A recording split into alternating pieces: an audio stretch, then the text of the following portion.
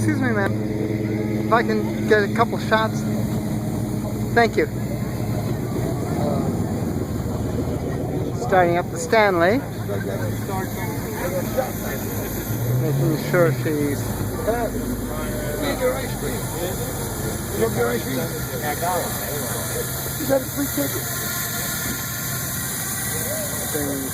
Building up her steam. What are we looking at there on the jet? Well, this has to be absolutely clear, dry, right, for it to be right. Okay, so which it is now finally, so I can turn the other valve on. Okay, that's the fuel that we're looking at vaporizing. Yeah, fuel turns to vapor. Okay. Fuel goes through a tube inside the burner. Right. And there's a cable inside the tube, and that forces the fuel right on the outside of the cable, or the hottest part of the inside of the tube. Right. And it starts out as a liquid in the back, and by the time it gets to the front, it's all vapor. Vaporized, okay. It comes down and it gets shot in those tubes, which are called mixing tubes. Right. And it pulls with it air. Correct.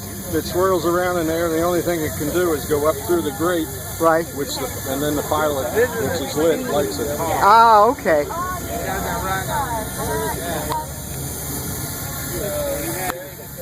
And that's how it sucked right in.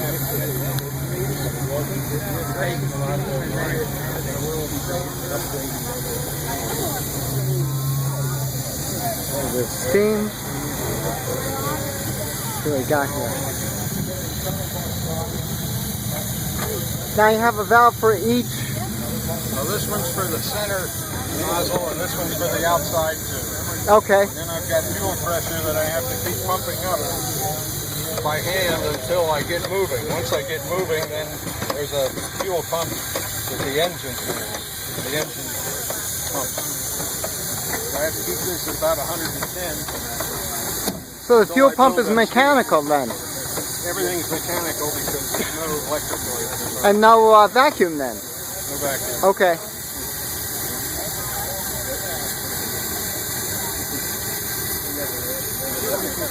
No, it's a waiting game.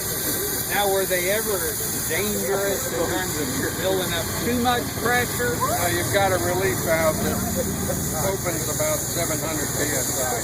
That'd be kind of noisy and scary, though. Yeah, it's a pop. But it also has a steam automatic, which the steam goes to and the fuel goes through the bottom of. And when the steam rises to around 550 pounds, it gets stronger than the spring in there that's holding the fuel valve open, and it pushes that thing down and closes the fuel that goes to the burner, so it shuts the burner down. So it won't get any, kind of a governor, but all automatic, so the operator doesn't have to worry about that. And all the Stanleys from the beginning to the end have that. Also, there's one for fuel pressure. Fuel pressure gets too high, takes over the spring.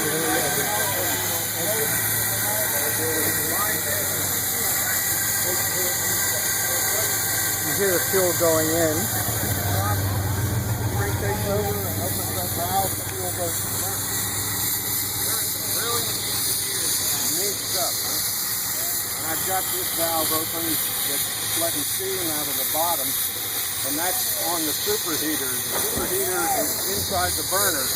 When the steam comes out of the throttle valve, which is in the top of the boiler, it's through a pipe and it goes back down and into the burner to superheat it or dry it out. You get much more power out of dry steam than wet steam.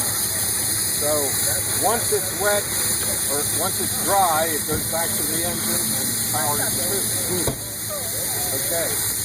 To keep that pipe, water drips out of the... Well, water doesn't compress, so you can break the cylinders unless you have a place for it to get out. So that's what that valve is, one of the things it does.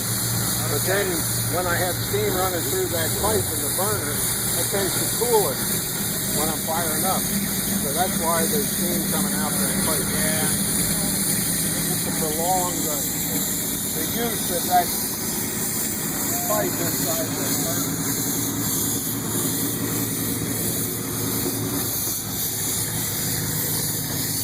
Now, did you have to put, like, some kind of special water, not like distilled water, or anything that works? That's the motor we're looking at. And it's exhaust pipe.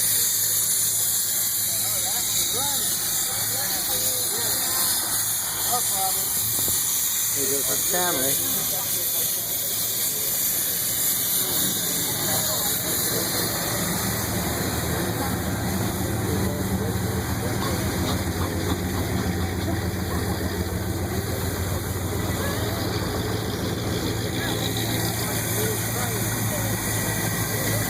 Oh, is that a former classic?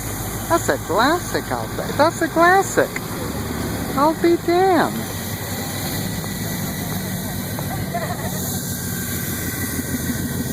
My folks are flipping back.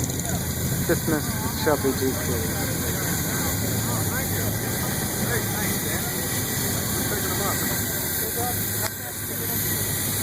Well, when they sold them, they advertised 75 miles an hour, but we don't do that with a 105-year-old car.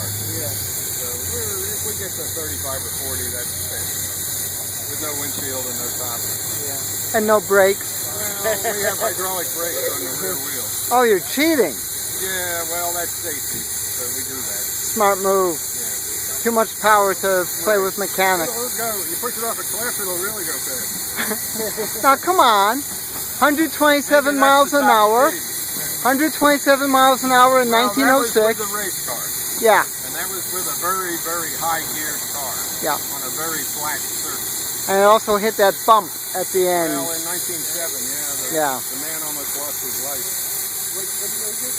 1908. They built the engine for the race in 1906 and beat the land speed record and made a record of 127.5 miles an hour, which held for 4 years. And after the race, they thought, well, what can we do with that engine? What kind of car can we put it in? So they built this car, this model, which was called a semi-racer, which was really a race car that the public could own. So they built this for 2 years, and after 1908, since they didn't sell many of them, they thought, well, what can we do with it now? So one Stanley brother had tuberculosis, and he would go to Colorado every year to get away from the heat and the hard breathing. And he decided it was such a nice place, he built a hotel out there, and he named it the Stanley Hotel. And it was finished about 1909. But they couldn't bring the passengers from the railroad station, which was down in the valley, up to the hotel because there wasn't an internal combustion powered truck or taxi that was strong enough.